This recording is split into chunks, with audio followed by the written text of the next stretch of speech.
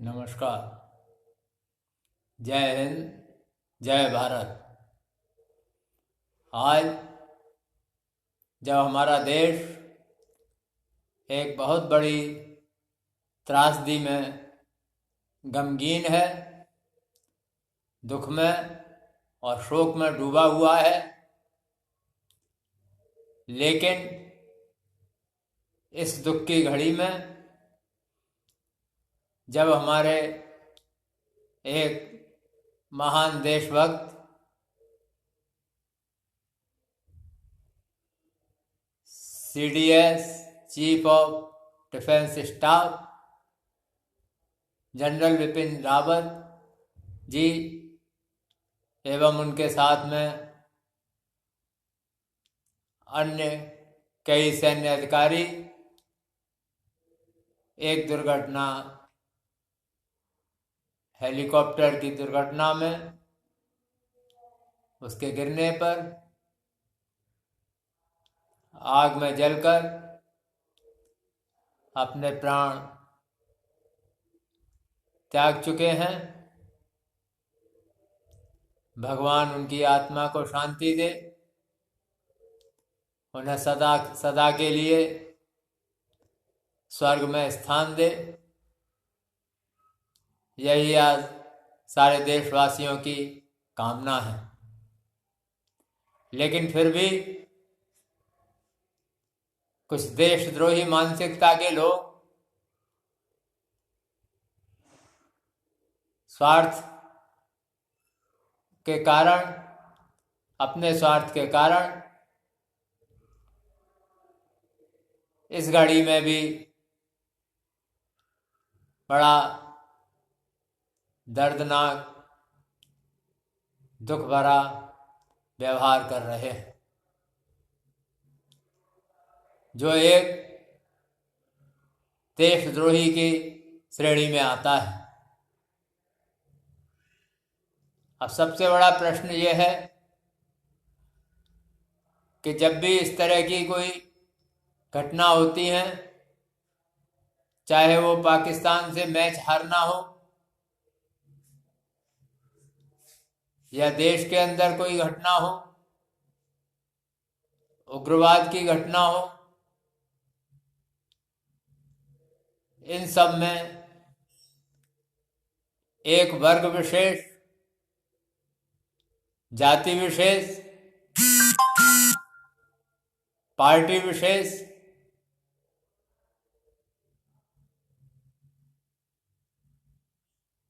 के लोग ही अपनी खुशी क्यों जाहिर करते हैं।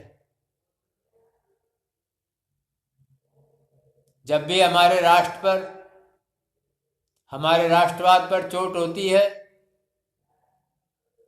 तभी इस प्रकार के लोग अपनी खुशियां जाहिर करने लगते हैं। इनको ये शर्म नहीं आती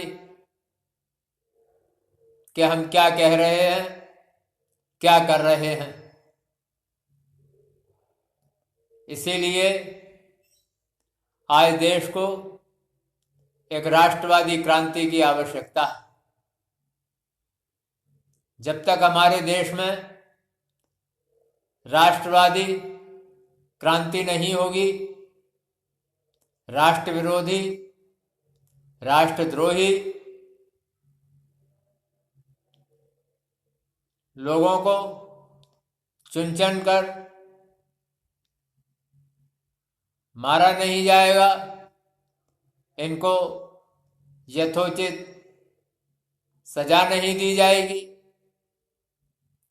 राष्ट्रीय कानूनों में, संविधान के अनुसार इन्हें सजा नहीं मिलेगी, तब तक इस प्रकार की शर्मनाक टिप्पणियां और घटनाएं हमारे देश में होती रहेंगी।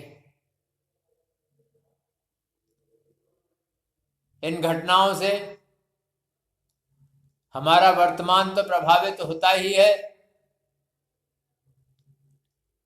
लेकिन हमारी आगे आने वाली पीढ़ियां भी प्रभावित होती हैं। हमारा वर्तमान और भविष्य हमसे पूछता है कि आखिर हमारी क्या मजबूरी है जिसके कारण ऐसे लोग हमारे देश में रह के हमारे देश का, हमारी राष्ट्रीय भावनाओं का, हमारी राष्ट्रवादी विचारधाराओं का मखौल बनाते हैं, उनकी आलोचना करते हैं, उनमें त्रुटियां देखते हैं। ये इस प्रकार है जैसे कि कोई काना दूसरे की आंख की हुली को तो देख लेता है लेकिन अपनी कानी आंख को नहीं देखता। जो उन राष्ट्रवादी लोगों में, राष्ट्रवादी विचारधाराओं में कमियां निकालते हैं,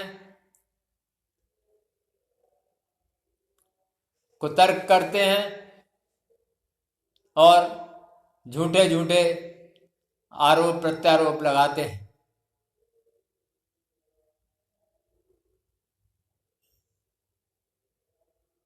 तो इससे हमारे लोकतंत्र की या संविधान की कमजोरी जाहिर होती है या हमारी सरकारों की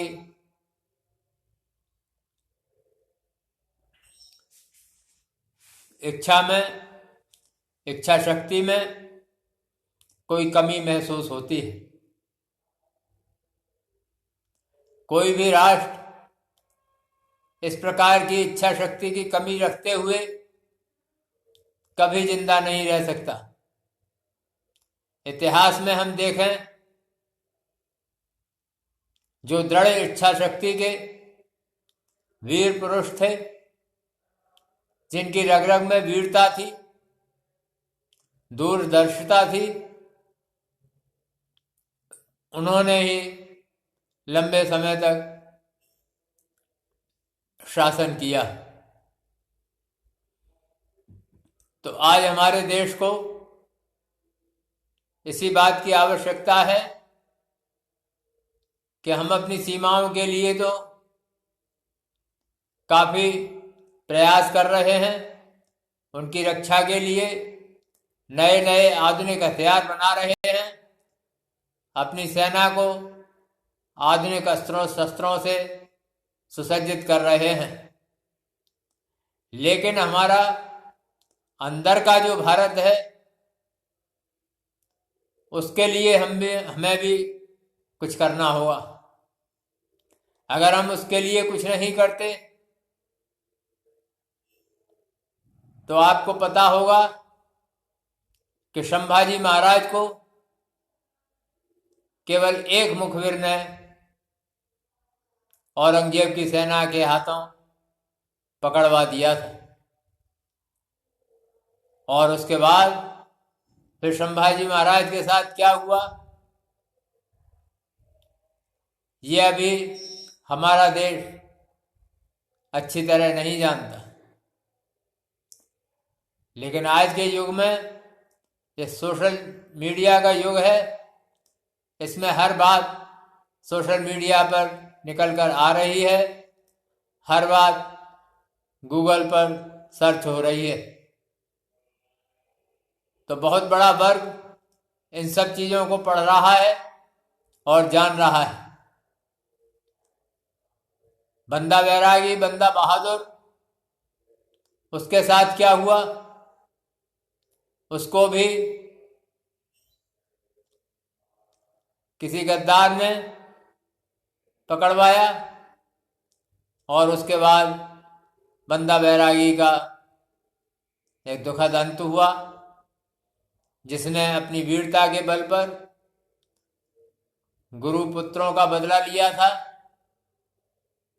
और लाहौर में प्रथम सिख राज्य की स्थापना की थी। इसी प्रकार और भी बहुत सारे उदाहरण हैं जहां एक गद्दार 1 लाख पर भारी पड़ जाता है। जबकि हमारे देश में तो ऐसा लगता है कि 1 2 या 1000 10,000 नहीं, यहाँ तो लाखों ही गद्दार हैं।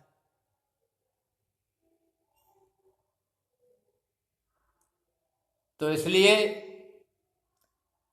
हमें एक राष्ट्रवादी क्रांति का आह्वान करना होगा। उस राष्ट्रवादी क्रांति में चाहे वो राष्ट्र विरोधी व्यक्ति विशेष हों, वर्ग विशेष हों, चाहे राजनीतिक सामाजिक दल हों, उन सबको एक सिरे से नकारना होगा और उनके अस्तित्व को सदा सदा के लिए खत्म करना होगा। जय हिंद, जय भारत।